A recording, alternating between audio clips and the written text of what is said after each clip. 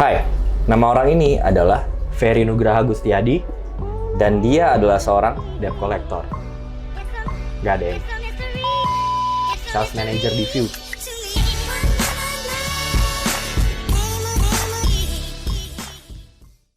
What's up everyone, baik lagi di channel gue, Fitzgerald Salendu. Nah, buat kalian nih yang masih SMA, kuliah, lagi bingung milih jurusan sama bingung nyari kerjaan, consider to subscribe karena gue bakal bikin konten-konten yang pastinya berguna banget buat pengembangan karir kalian. Nah, hari ini gue udah sama dengan Ferry Nugraha. Oke, sekarang lu kerja di mana? Di View. Oke, panggilannya gue panggilnya Encu aja ya. Boleh. Oke, karena boleh. dari dulu kenalnya Encu gitu. Oke, sekarang lu di View itu kayak aplikasi OTT ya berarti? Iya, OTT dia Oke. kayak semacam platform. Itu dia untuk nonton film sih, streaming film. Oke. Nah, biasanya sih kebanyakan sih kalau ngomongin View nih ya, orang taunya tuh film-film Korea, nonton drakor di mana di Top View. of mind-nya ya? Top of mind-nya Oke. film-film Korea, drama Korea. Tapi sebetulnya selain Korea kita ada juga konten-konten dari Middle East, dari Indonesia pun ada. Jadi View tuh kebagi dua, ada yang Korean show sama original show. Original show tuh biasanya film-film buatan dari Indonesia, dari Oke. Malaysia, dari Thailand. Karena emang View ini ada di beberapa negara Asia kan. Iya, iya. Ditarik balik nih ya, biar teman-teman pada tahu gitu awal lu berkarir gitu. Boleh dimulai dari lu dulu kuliah di mana, jurusannya apa gitu. Dulu tuh gua bingung mau kuliah di mana. Cuman akhirnya gua kuliah di Unpad. Waktu itu gua ngambil. Tapi lu ada kebingungan itu ya? Ada kebingungan waktu itu gua kayak bingung lah gue mau kuliah di mana, cuman karena gue ngobrol sama beberapa temen ya udah coba Unpad aja. Akhirnya gue coba Unpad. Oke. Nyasar lah di Unpad. Waktu itu gue ambil fakultasnya tuh ilmu komunikasi, jurusannya tuh manajemen komunikasi. Oke. Gitu. Tapi dulu pertimbangannya masuk ilmu komunikasi? Dari pertamanya nih, Hmm. gue ngobrol sama nyokap gue emang Oke. orang media, orang komunikasi Oh kan. gitu. Nyokap gue berkecimpung di dunia itu, di industri itu. Tapi nyokap gue kuliahnya IT. Bingung kan? Jadi emang Tersesat ya? banyak yang kerjanya nyebrang-nyebrang. Iya, iya. Khususnya mungkin media emang kayak gitu ya? Media kayak gitu orang. Waktu itu teman sekantor gue ada yang dia teknik, ada Iya. yang hukum, macem-macem lah pokoknya jurusan-jurusan fakultasnya. Iya, iya. Emang kalau di media udah kayak gado-gado, campur aduk. Iya, iya, iya. Padahal tapi akhirnya sekarang kalau udah tahu media biasanya milih ilmu komunikasi. Betul, ngambilnya ya. ilmu komunikasi yang paling deket. Paling deket lah. Iya, gitu paling ya. dekat. Oke. Nah kemudian ngerintis karir. Ngerintis karir. Begitu lulus lo mulai dari mana dulu? Jadi kebetulan waktu di Unpad itu kita ada satu mata kuliah job training tuh. Syarat kelulusan kita tuh job training. Bagian dari syarat ya? Syarat ya. Oke. Jadi kalau di Unpad tuh Vkom tuh cukup ribet juga sih. Dia ada job training yang lo harus kayak magang di satu perusahaan. Ada KKN juga, kuliah kerja nyata yang lo di Di daerah-daerah daerah. gitu. Jadi itu Nah, dua hal berbeda. dua ya? hal berbeda. Habis itu ada skripsi lagi Iya, ya iya. kan. Ya singkat cerita waktu itu gue job training, gue minta tolong sama nyokap kan, minta tolong mau coba inilah magang di mana, di tempat temen nyokap, akhirnya di agency. Karena nyokap gue juga dulu pernah sempet di agency Ya. beberapa tahun tuh. Media agency tuh ya 11-12 Ya, 11-12 Dekat. lah, dekat. Jadi gue singkat cerita di sana, kayak gue magang waktu itu kalau nggak salah 3 bulanan kan itu syaratnya. 3 bulan, abis itu gue lanjut kerja di sana. Jadi akhirnya intinya tuh waktu itu gue abis magang gue kerja sambil skripsi. Makanya lumayan agak lama buat skripsi gue tuh. Gue tuh 2 kali ganti judul tuh waktu itu. 2 kali ganti judul ya? Iya, sempet nggak keurus lah karena gue kerja di Jakarta, gue kuliah di Nangor kan waktu itu kan. Jadi bolak-balik lumayan capek, terbengkalai lah. Dan alhamdulillah akhirnya ya lulus lah gitu. Tapi jadi magang tuh meskipun itu kewajiban tapi kalau misalnya nggak disuruh itu penting banget sebenarnya. Penting sih kayak lo harus tau karena dunia kerja tuh beda sama lo kuliah. Kayak belum tentu yang lo pelajarin tuh prakteknya lo aplikasi di kerjaan tuh nggak semuanya. Walaupun ada lah beberapa dasar fundamental ada, tapi pada saat lo kerja lo akan ngembangin, lo akan belajar lagi, kayak lo akan kuliah lagi lah ibaratnya. Lo belajar banget lah. Dan kalau lo kuliah kan lo bisa nanya ke teman, terus ada dosen gitu yang ngajarin gitu. Tapi kalau di dunia kerja kan udah masing-masing sendiri-sendiri. Kayak lo mau nanya juga bingung, ya lo harus apa ya, lo tuh harus ada apa ya, ibaratnya kesadaran gitu lah kayak untuk belajar sendiri gitu. Oke. Tapi kalau zaman sekarang sih mudah lah ya, kan internet gampang, informasi tuh lebih gampang dicari. Bedanya mungkin angkatan kita saat itu tuh Betul. internet nggak sekenceng sekarang. Betul, ya. nggak kayak sekarang. Sekarang informasi semuanya serba bisa dipelajari. Betul, ya? betul. Iya. Udah mudah lah sekarang. Oke. Lo udah kerja di tempat yang sempat lo magang ya? Magang, betul. Abis itu lo pindah kemana tuh? Oke, dari si agency ini kan gue waktu itu sambil magang, lanjut kerja, sambil nyelesain skripsi kan gue. Sidang akhirnya lulus. Jadi sebelum pas gue mau sidang tuh gue udah resign tuh. Jadi gue kurang lebih 1 tahunan tuh kerja. Gue resign, beresin kuliah, gue lulus. Nah di situ tuh akhirnya kayak gue mulai cari kerja tuh. Nah, boleh diceritain juga waktu lu nyari kerja tuh kayak gimana? Oke. Kan biar ini kan kebayang ya, cara nyari kerja tuh ya macam-macam luas. Oke. Kalau dulu tuh gue awalnya tuh nanya-nanya orang, kayak teman-teman gue yang udah kerja duluan. Terus nanya-nanya, jadi lu banyak riset ya? Betul, riset. Gue kayak banyak ngobrol, terus gue juga buat LinkedIn, Jobstreet tuh gue apply di situ. Semua akun online job portal pokoknya gue bikin. Terus sama gue, ya kan ada beberapa info lah, kayak gue googling, gue buka waktu itu emang pikiran gue kayak langsung ke media. Jadi dari agensi gue pengen coba media kan. Jadi lu udah tahu, oh gue maunya media. Betul. Okay. Waktu itu sasaran gue media. Gue mau ke brand, tapi waktu itu gue belum cukup percaya diri kemampuan gue, capability gue kayak untuk di brand. Jadi gue pengen coba media dulu. Kira gue coba ke beberapa media, ya gue interview. Gue banyak banget. Gue interview tuh datang, gue tes, interview, gue coba sana sini. Akhirnya gue coba Detik, dan gue mikir kayak waktu pada saat itu kayak itu mulai transisi tuh media kayak online udah mulai naik tuh, kayak dari media konvensional dari TV segala macam udah mulai agak shifting ke online. Dan saat itu Detik udah kayak terkenal banget. Udah terkenal banget karena Detik itu bisa dibilang dia media pioneer, media online pertama di Indonesia. Gitu. Ya singkat cerita ya gue masuk situ. Nah gue juga pengen nyampein nih waktu setelah gue kerja di Detik, si account job portal ini kayak LinkedIn, Jobstreet, gue masih tetap maintain tuh. Gue ngeliat info, penting banget. Dan sekarang nih kayak LinkedIn tuh bagi gue tuh sangat vital ya, dia jadi emang bener-bener gue kayak terikat banget lah. LinkedIn gue selalu aktif. Gue karena awalnya gue udah sering interview di perjalanan itu tuh gue tuh sering banget gue kayak nyoba di perusahaan mana, mana. Walaupun udah keterima nih misalkan di perusahaan A, gue belum tentu pindah. Gue emang kayak gue suka menjual diri gue suka menceritakan tentang diri gue. Karena kan pada saat lo interview nanti pasti si HR-nya gitu atau calon usernya akan nanya, ceritain dong tentang diri Mas kayak gitu. Gue suka banget cerita tentang diri gue. Dan itu HR nih banyak yang ketemu sama dia betul. nih. Dan itu kayak jadi latihan lo. Jadi pada saat lo emang mau pindah ke company mana, lo udah terbiasa, lo udah tahu flow-nya kayak gimana ya. Dan gue kalau proses interview gue nggak tegang sama sekali karena gue menikmati itu sebetulnya. Jadi ya singkat cerita dari situ gue dapet malah bukan dari LinkedIn, dari relasi ini. Gue dapet tawaran di Kapan Lagi. Kebetulan orang yang mencoba nge-hire gue waktu itu dia bekas Detik zaman dulu lah. Di Kapan Lagi udah jadi bos relasi lah jadi. Relasi betul. Kayak dia nyari orang ya ada nama gue disebut dari orang lain gitulah. Akhirnya gue diajak ngobrol, dia WhatsApp gue. Gue udah tahu orang itu siapa karena udah terkenal kan dia. Gue bales kan. Gue bales ngobrol terus akhirnya ajak ketemu ya. Akhirnya gue pindah di Kapan Lagi. Waktu itu gue naik pangkat dikit jadi senior. Jadi senior gue setahun. Ya gue setahun di situ, terus ada kejadian lucu. Waktu itu gue nggak sengaja tuh gue ketemu, gue lupa di kafe mana, gue lagi duduk, gue ketemu temen gue yang dulu di Detik, dan dia masih di Detik pada saat itu. Nah dia di situ sama bosnya Detik yang pada saat itu. Habis gue ngobrol dikenalin, yang bosnya Detik ini nanyain ke dia, kayak dia mau coba nge-hire gue balik lagi lah ke Detik singkatnya.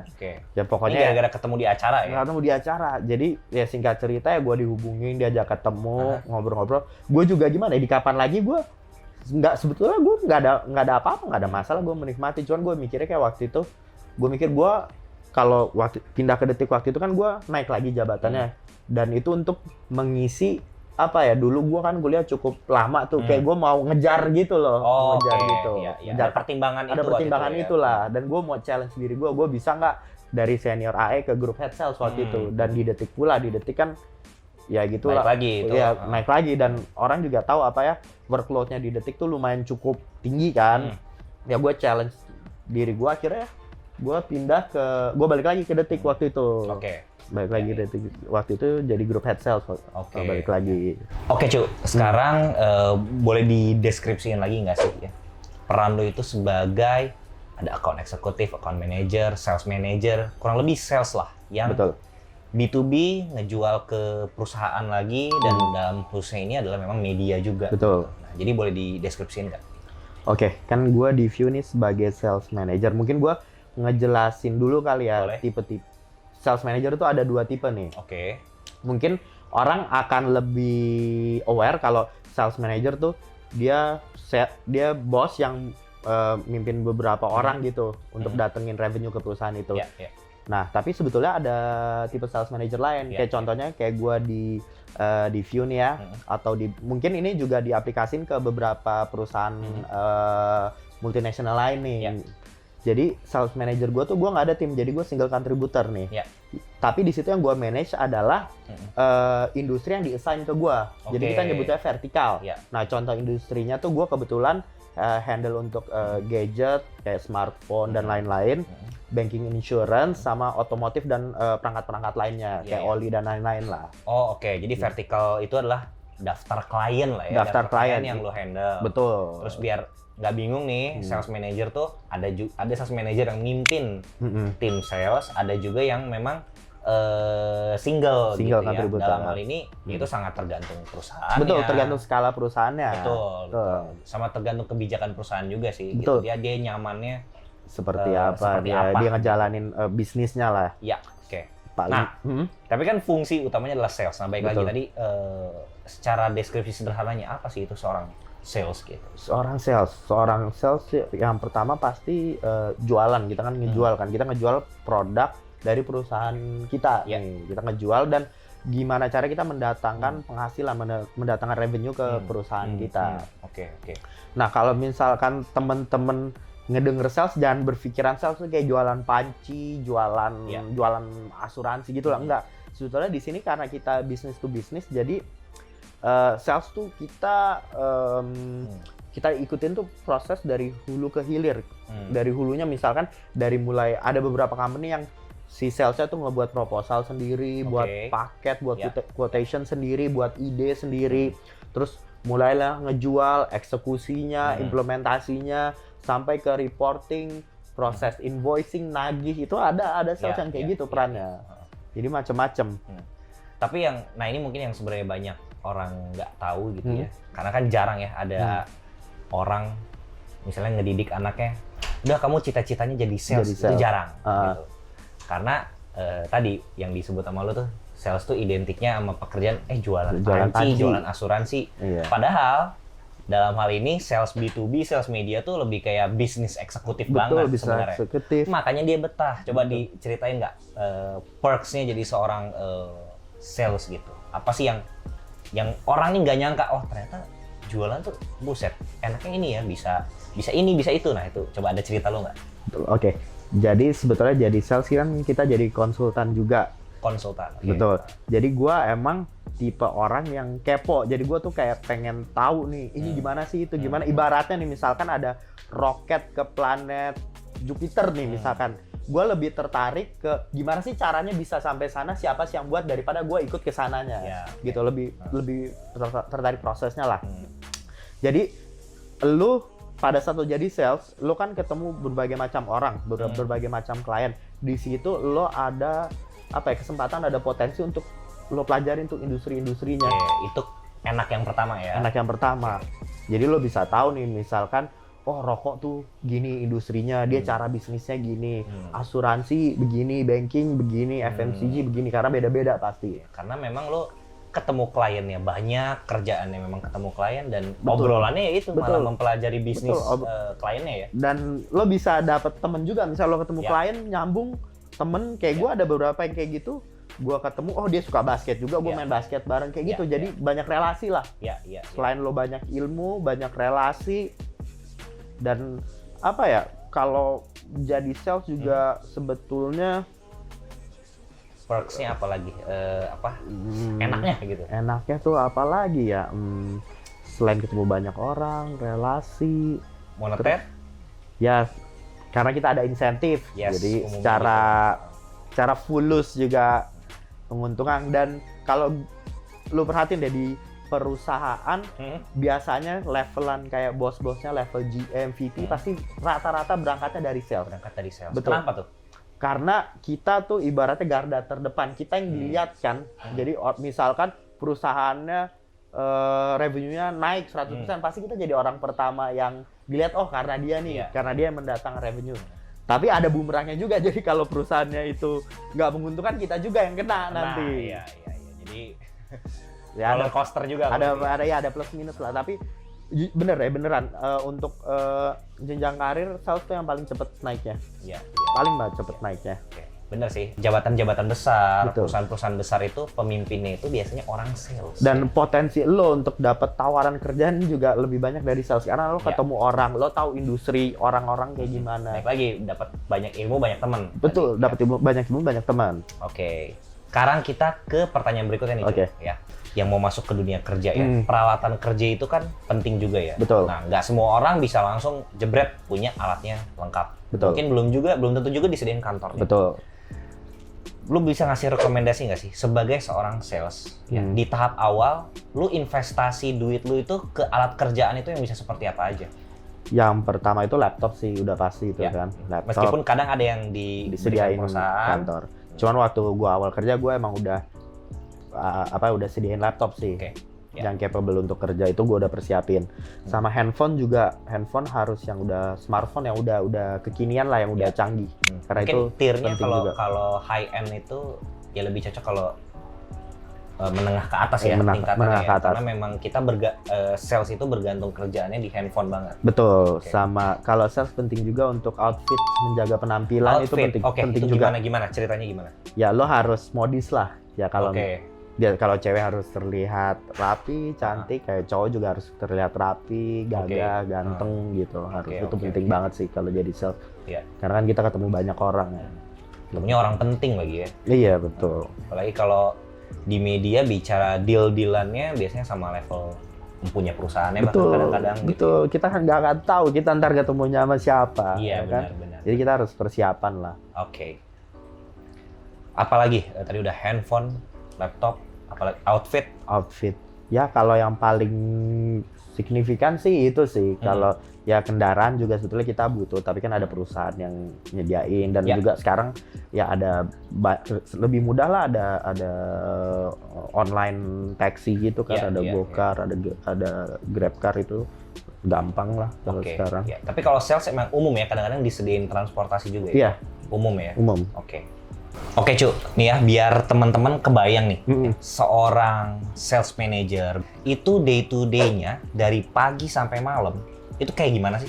Oke, dari mulai berangkat kantor, kita ke kantor kan, kita duduk di meja, kita mau cari revenue ya buat perusahaan. Yes. Ya udah, kita pasti punya list klien kan, list potential klien kita hubungin.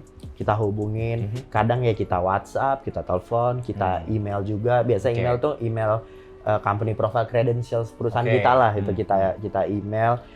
Bisa set meeting juga, ketemu, bisa present, atau sekedar ketemu update ngobrol aja, itu bisa juga. Sama biasanya kalau ada event-event, ada acara, contohnya nih misalkan ada IMS tuh, yang apa sih, acara mobil lah, otomotif lah. Nah di situ kita bisa datang ke sana, itu istilahnya canvassing. Di situ kita sebar kartu nama. Oke. Kita sebar cari kartu klien. nama. Nah, kartu nama tuh untuk lini pekerjaan ini, untuk jadi sales tuh penting juga. Itu Ya, ibaratnya salah utama satu ya. senjata kita. Kita kasih sebar kartu nama. Itu penting juga. Ya. Di situlah kita bangun relasi sih. Oke. Gitu.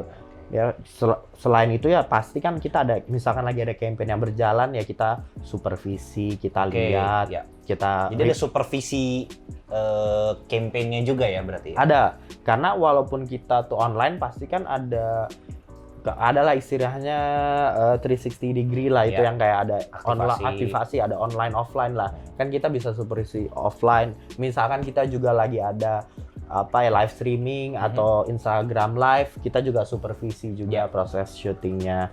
Misalkan ada campaign-campaign yang lagi tayang nih di platform kita nih, ya kita supervisi juga iklannya tayangnya gimana, smooth atau enggak, kayak gitu.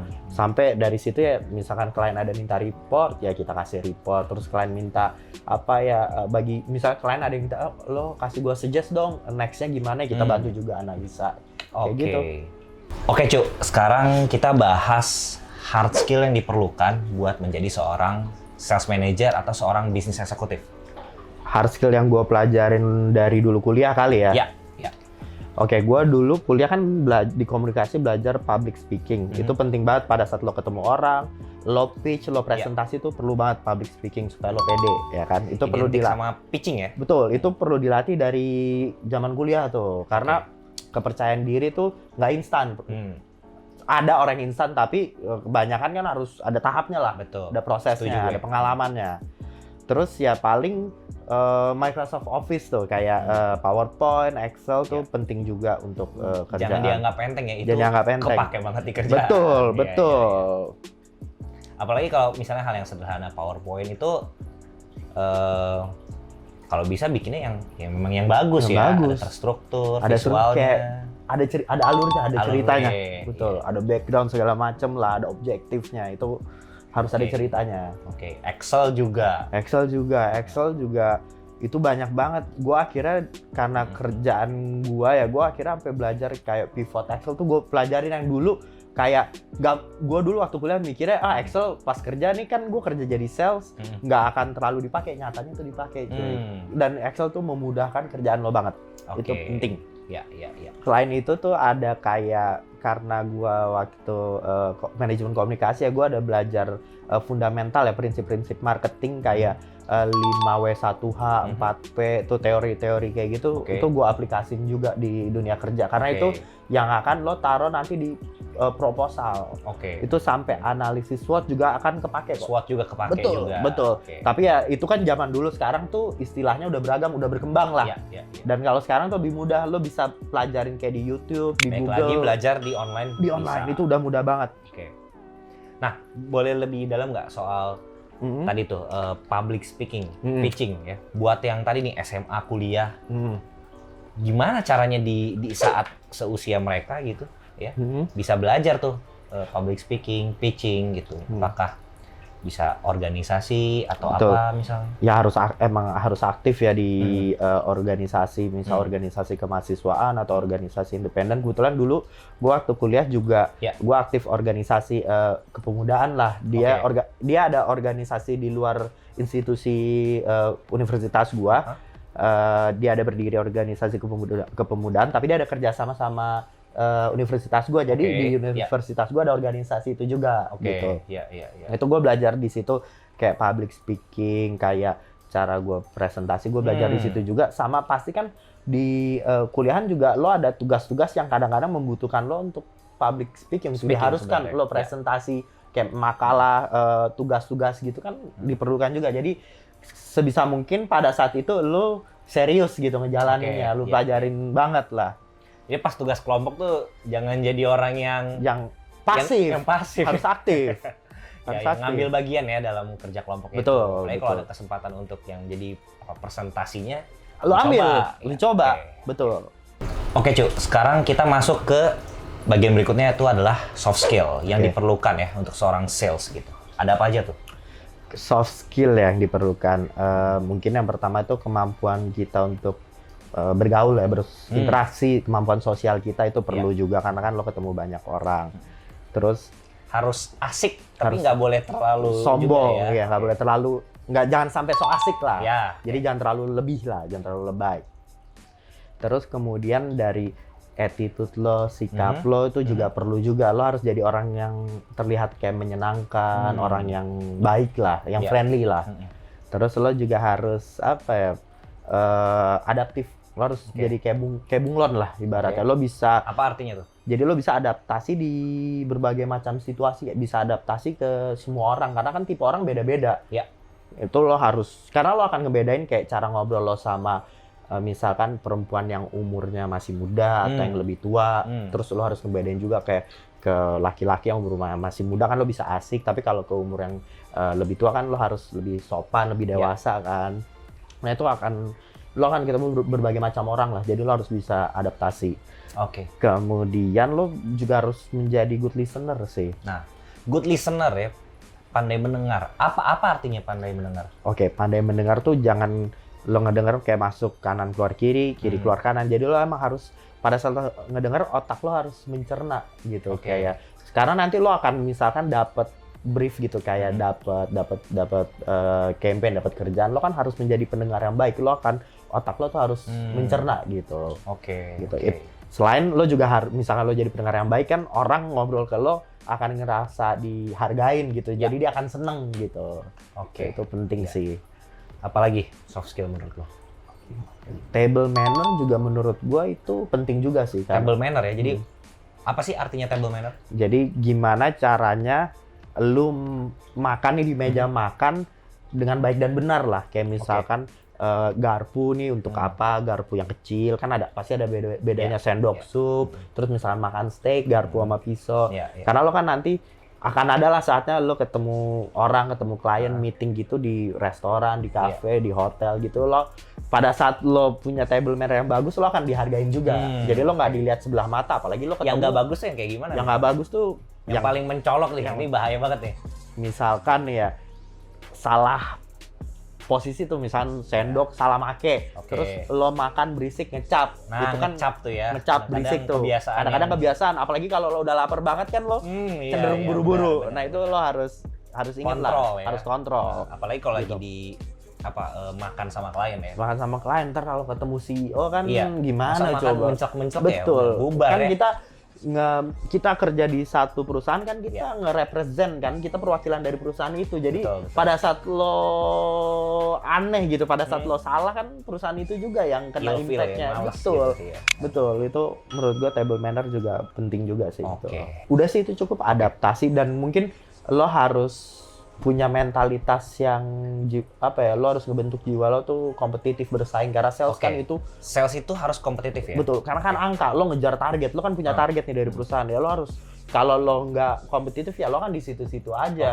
Karir lo juga akan mandek, jadi lo harus punya eager untuk bersaing, jiwa kompetitif lo tuh harus tinggi. Gitu sih.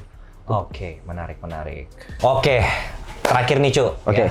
3 bonus tips ya untuk memasuki dunia karir, khususnya juga sales dari lu. 3 atau lebih nih ya. Iya. Yang pertama tadi gue udah jelasin yang pentingnya platform untuk cari kerjaan kayak Jobstreet, LinkedIn. Kalau menurut gue, pada saat lu entry level nih, lu cari kerjaan, akan lebih berguna Jobstreet nih. Karena LinkedIn tuh biasanya orang yang udah 1 tahun lebih itu. Udah punya pengalaman biasanya. Tapi tetap harus lo maintain keduanya nih. Cuma kalau sekarang gue lebih ke LinkedIn, karena kan gue udah lumayan lama nih kerja.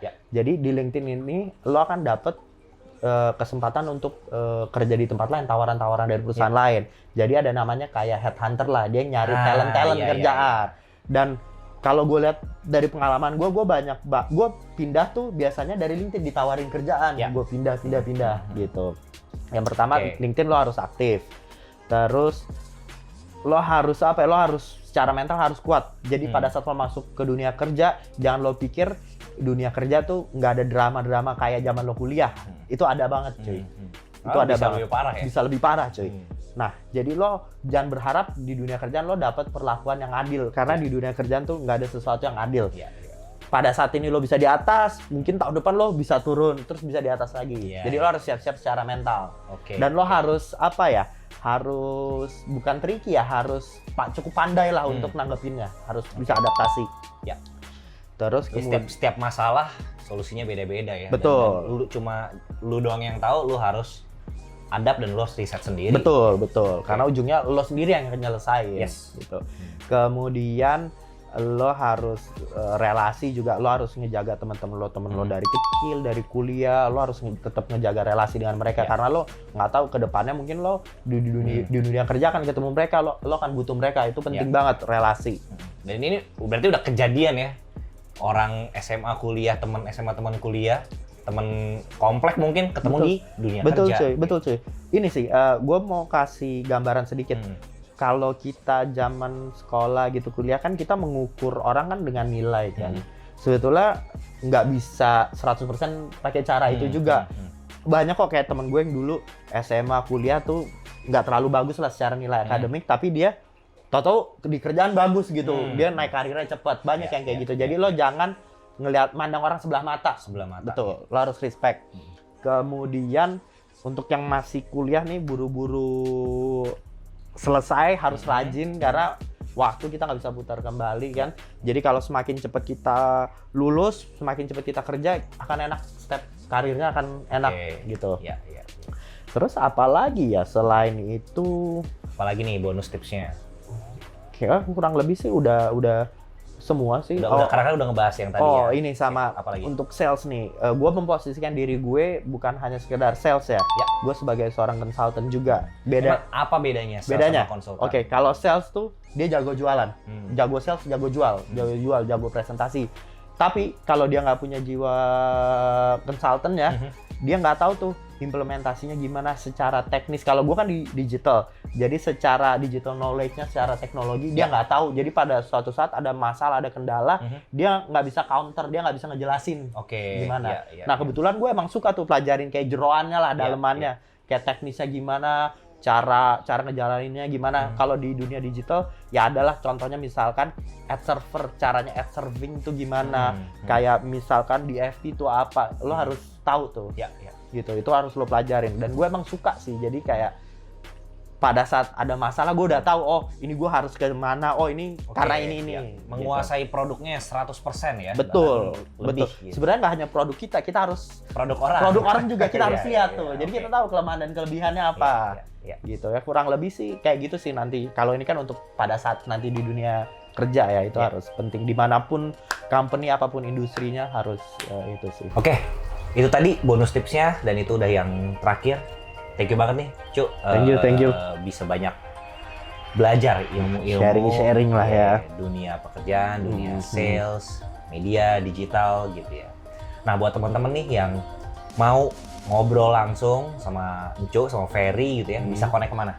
Bisa mungkin kalau di Instagram gua bisa DM aja, itu akunnya di @nugrahagustiadi.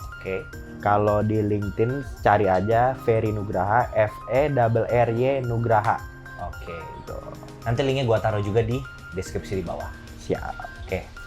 Itu aja, kita langsung closing. Baik lagi buat semua teman-teman nih yang masih SMA, kuliah, nyari kerjaan, bingung milih jurusan. Semoga konten-konten di channel ini bisa berguna buat kalian. Insya Allah, amin. Dari gue itu aja, gue sama Ferry pamit. Sampai ketemu di video berikutnya. Bye-bye.